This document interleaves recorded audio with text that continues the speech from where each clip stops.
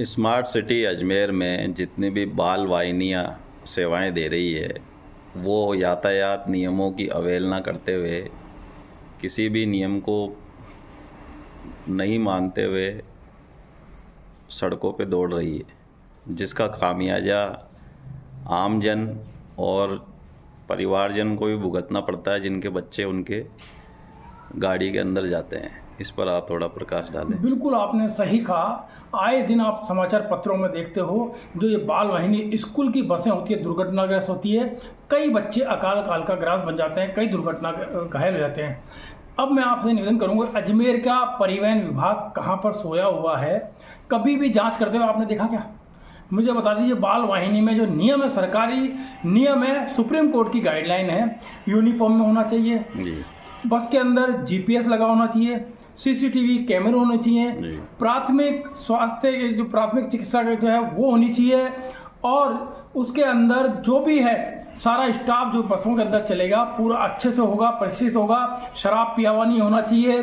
और कई ऐसे नियम हैं, स्पीड गवर्नर की उसकी स्पीड इतनी होनी चाहिए, ज़्यादा नहीं चल सकती, परंतु ये लोग कोई ध्यान नहीं देते, कभी जांच नहीं करते। आप देख लीजिए, कोई भी बस के अंदर अधिकांश 80% बसों के अंदर बाल वाहिनी के अंदर यूनिफॉर्म के अंदर आपको वो नहीं मिलेगा।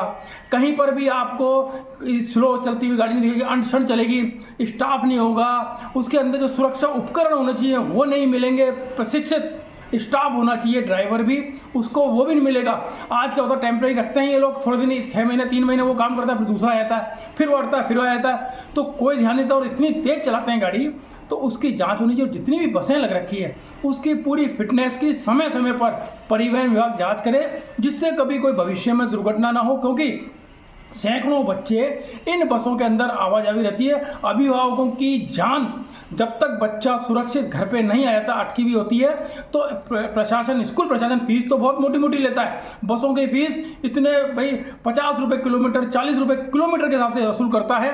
तो उसको रोकने, उसको ध्यान में रखते हुए बच्चों को पूरी सुरक्षा मिलनी चाहिए।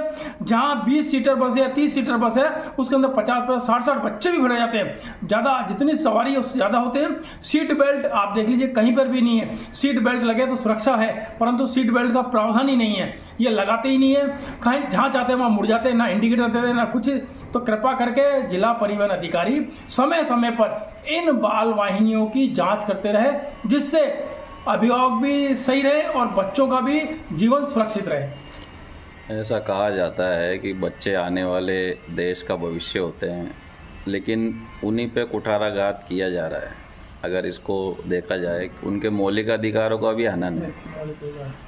तो इस पर जैसे यातायात जो विभाग है या इनकी जो यूनियन भी बनी हुई है, इनके खुद के भी कुछ नियमावली है, तो ये सबको तालमेल बिठा के इसको धरातल पे उतारते क्यों नहीं है? देखो, बच्चे तो वास्तव भविष्य है देश का, बच्चों से ही कल है और खुशियां भी बच्चों से ही है।